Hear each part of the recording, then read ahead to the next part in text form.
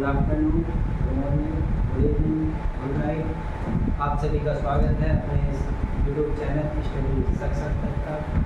तो आज हम आगे की क्लास, कल हमने पहली क्लास में एंटी डिफेक्शन लॉ समझा था, तो आज हम समझेंगे भारत की न्यायपालिका।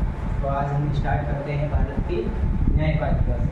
तो आज का हेडिंग है भारत की न्यायपालिका। सर्वोच्च न्यायालय के गठन का प्रावधान। अब हम देखेंगे कि सर्वोच्च न्यायालय के गठन का प्रावधान कब आया और कैसे आया। तो संविधान के अनुच्छेद 124 में किसका प्रावधान है? इसके तहत हम क्या कर सकते हैं? सुप्रीम कोर्ट का क्या कर सकते हैं? गठन कर सकते हैं। अब बात आई कि सर्वोच्च न्यायालय का गठन रेगुलेटिंग एक्ट 1773 के तहत संघीय न्यायालय के रूप में किया गया।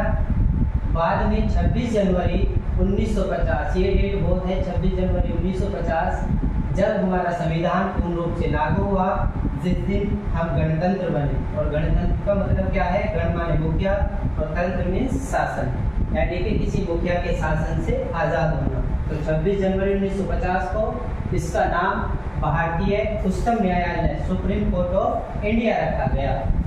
रेगुलेटिंग एक्ट 1773 था और स्थापना कब की गई? 1774 में। अब बात आई कि न्यायपालिका का पृथक्करण। कितने टाइप की, कितने प्रकार की न्यायपालिका होंगी?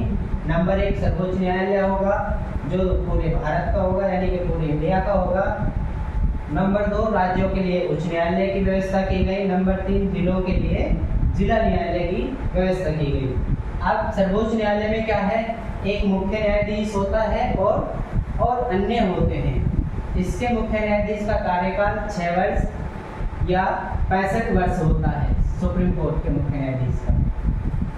अब बात आई कि सर्वोच्च न्यायालय में न्यायाधीशों की संख्या इस प्रकार बढ़ी, यानी कि पहले कितनी थी और कब कब इसको बढ़ाया गया, और बढ़ाया गया तो कैसे कैसे बढ़ाया गया। तो 1950 में 1950 में एक मुख्य थे और 7 अन्य थे। टोटल संख्या कितनी बनी? 8। 1956 में एक मुख्य, 9 अन्य 10। 1960 में एक मुख्य, 13 अन्य 14। 1978 में एक मुख्य और 17 अन्य 18 हुए। 1986 में फिर बढ़ाई गई और फिर करीब 25, तो टोटल हुई 26। 2000 में पुनः बढ़ाई गई और फिर बनी 31। 2019 में फिर से बढ़ाया गया, जिसमें 1 और 33, यानी कि अब वर्तमान में कितनी है? ये वर्तमान की संख्या है। सुप्रीम कोर्ट में वर्तमान में कितने न्यायाधीश हैं? 34, जिसमें से एक क्या है? मुख्य। अब बात आई कि सर्वोच्च न्यायालय का न्यायाधीश बनने के लिए योग्यता क्या होनी चाहिए? नंबर 1, वह भारत का नागरिक हो। ये जरूरी नहीं है कि वे जन्म से भारत का नागरिक हो, परंतु उसके पास क्या हो? भारत की नागरिकता हो। नंबर 2, किसी भी उच्च न्यायालय में 2 या 2 से अधिक न्यायालयों में 5 वर्ष तक न्यायाधीश रहा हो, यानी कि 2 या 2 से अधिक राज्यों के उच्च न्यायालयों में क्या रहा हो? 5 वर्ष तक न्यायाधीश रहा हो। मुख्य न्यायाधीश नहीं, न्यायाधीश रहा हो। नंबर 3, किसी एक या उससे अधिक न्यायालयों में 10 वर्ष तक अधिवक्ता रहा हो। किसी एक या उससे अधिक न्यायालय, जैसे जिला न्यायालय हुए, हाईकोर्ट हुए, इनमें किसके रूप में कार्य करा हो? अधिवक्ता, यानी कि एडवोकेट के रूप में। वो भी क्या बन सकता है? सर्वोच्च न्यायालय का न्यायाधीश बन सकता है। या फिर राष्ट्रपति की राय में पारंगत विधिवेत्ता हो। और विधिवेत्ता का मतलब क्या होता है? विधि को जानने वाला। और विधि क्या है? हमारा संविधान है। विधि क्या है? संविधान।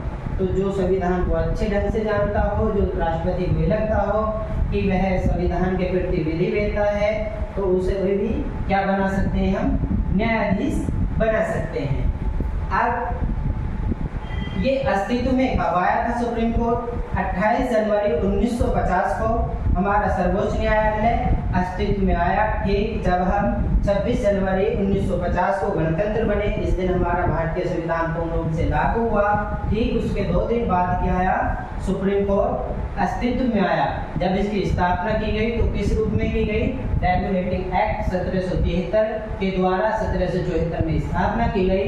तब इसका नाम संघीय न्यायालय पड़ा। क्या पड़ा? संघीय न्यायालय पड़ा। इसके बाद 26 जनवरी 1950 को क्या नाम पड़ा? भारतीय सुप्रीम कोर्ट, और भारतीय सुप्रीम कोर्ट यानी कि सर्वोच्च न्यायालय 28 जनवरी 1950 को अस्तित्व में आया, ठीक संविधान के लागू होने के 2 दिन बाद। अब बात आएगी वर्तमान में सुप्रीम कोर्ट का मुख्य न्यायाधीश कौन है। तो वर्तमान में मुख्य न्यायाधीश कौन है? धनंजय यशवंत चंद्रचूड़, जो किसके बेटे हैं? वाई.वी.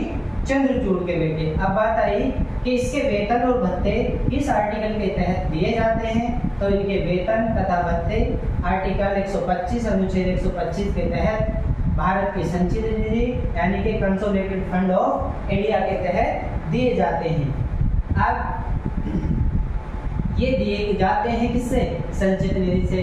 अब इस संचित निधि से कैसे दिए जाएंगे कि इसका रखवाला कौन होता है? कैग होता है, controller auditor general of India, Bharat का नियंत्रक लेखा एवं महापरीक्षक, वो इस फंड इशू करता है। उसके बाद क्या होता है? इनके वेतन भत्ते दिए जाते हैं।